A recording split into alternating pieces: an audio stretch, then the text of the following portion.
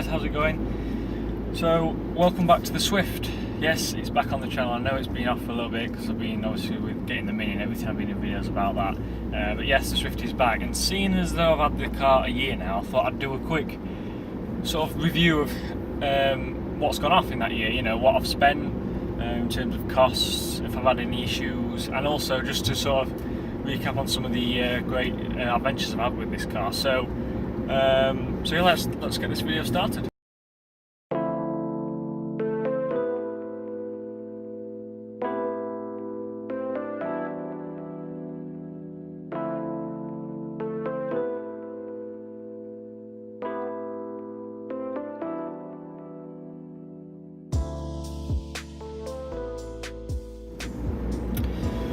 So let's start off with the adventures then.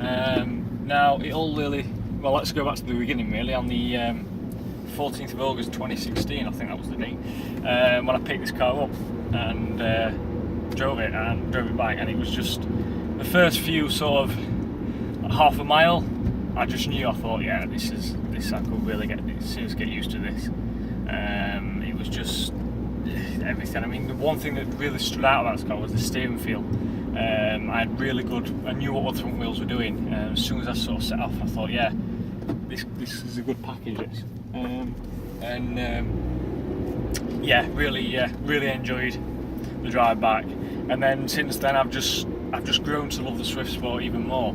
I just think for the price and for what it is and what it does, it just is fantastic. If anyone hasn't tried one of these cars, you've got to try a Swift Sport in your life. It's just I can't. It's funny because sometimes I can't really explain what it is, but it's just the way it drives, the way it handles is fantastic. It really is.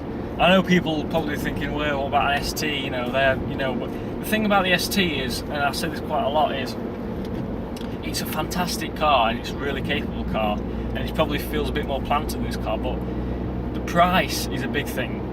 Now, okay, yeah, like we said, the interior isn't, not the best interior in terms of the quality in here, but you know what, it doesn't matter, because you can now pick up a Swift Sport, a used one, for $5,500. I mean, that's just ridiculous. The amount of car you're getting for that, all the toys you ever needed on it. I just think it's a really good car.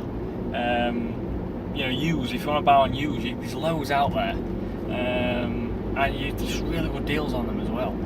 So yeah, in terms of the price of this car, I just think it's perfect. Really good. Really good price. What you get for the price is ridiculous. Obviously they've stopped making them now because the new one's on its way, hopefully. In fact, it's going to be revealed at the I think it's Frankfurt Motor Show next month. So looking forward to the pictures and seeing that. So that's the some of the adventures I've had then. Well, if you watch one of my previous videos, I actually went to run with my dad's 986 Boxster, sorry, 987 Boxster that he used to own. Went up the North York Moors. I did that a couple of times. I did the Dales and the Moors, and it's just, they were some cracking days we had. So the roads up there got great visibility, and it's just really good roads.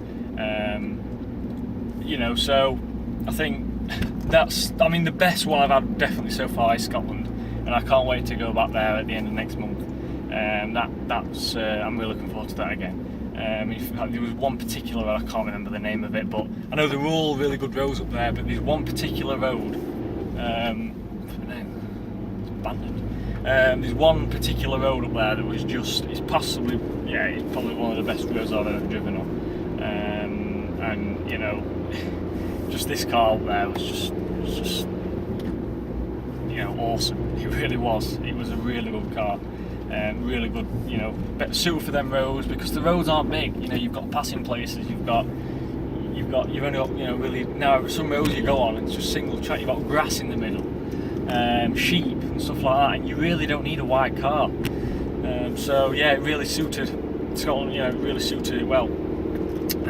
So yeah, Scotland is, you know, something I've really enjoyed, and like I say, I'm looking forward to doing Scotland again. Like I say, I'm going to be including a lot more driving videos as well into it, because like I said, I didn't feel like I included enough just decent driving.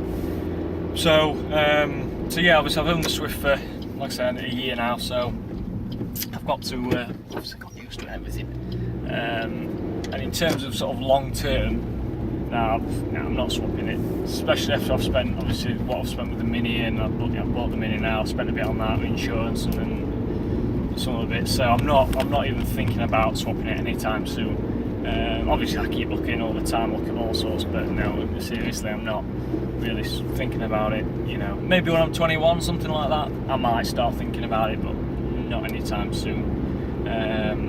So yeah, I'm not even thinking about changing it, because I just don't feel I need to, you know. And also the money I'd have to put towards something else, and also getting something that, I know this might sound daft, but that'll just be as good. I know, you know, you can get quicker hot hatches, I know that, but to me a hot hatch isn't all about the speed, it's about handling. And yeah, it's just brilliant. So yeah, I'm not thinking about changing it anytime soon.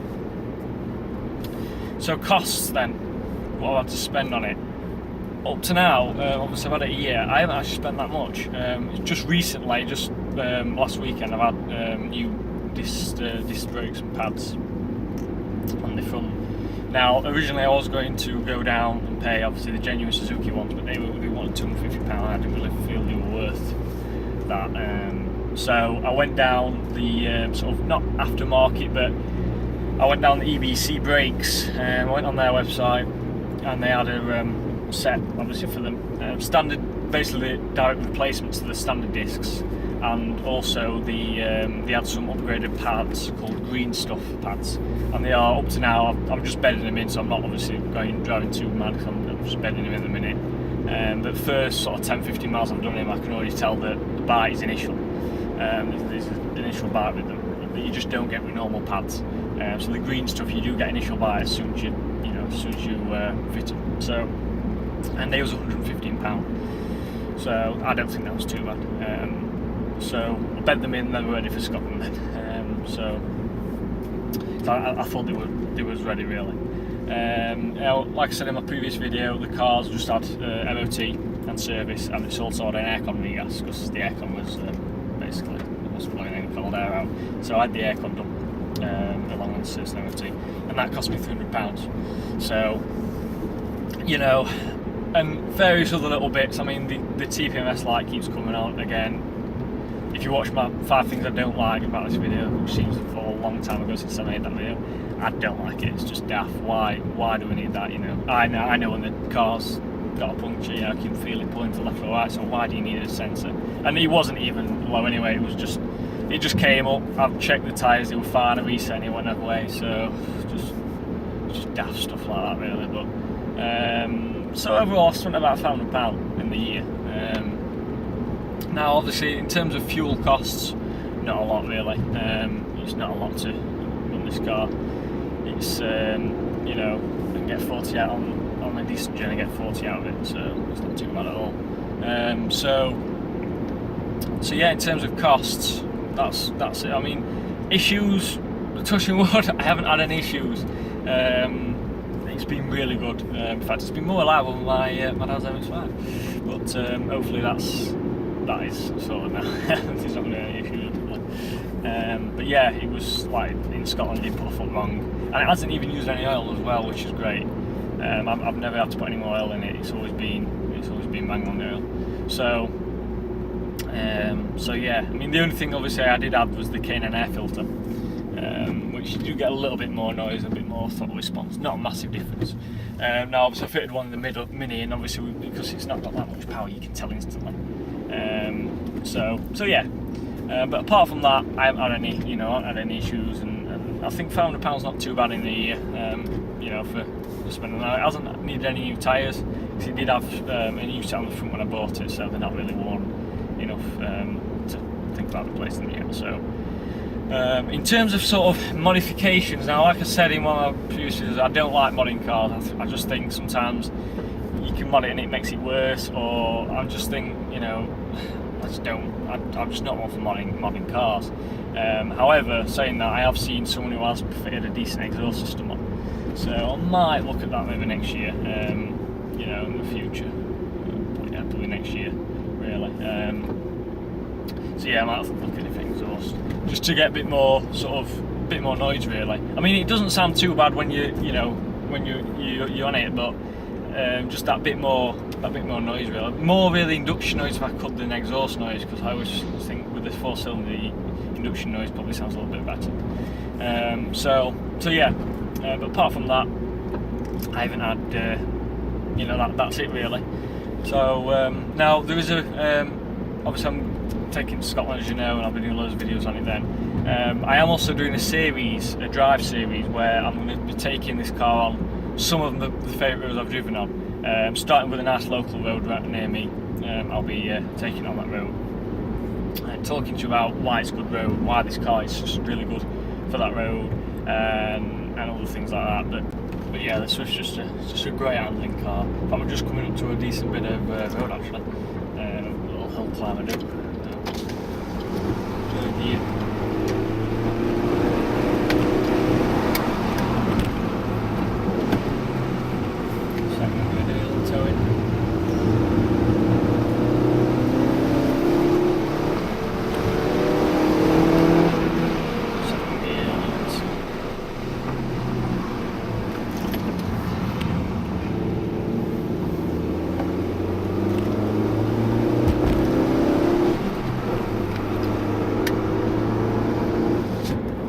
I'll talk about more of this in Scotland, but just the way, just the handling is just fantastic. And I mean, it doesn't sound too bad. I don't know how well the audio's picked that up, but it doesn't sound too bad at all.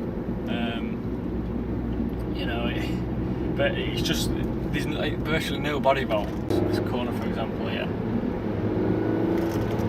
Chucking it.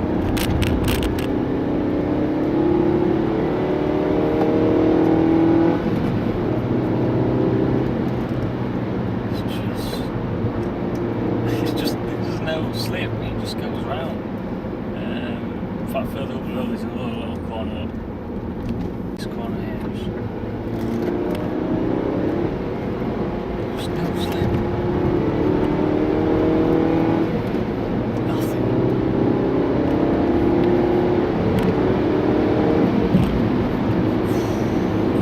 I mean, I'm quite fortunate that I've got some decent roads around where I live, so if I do want to go through, I'm literally 5 minutes away.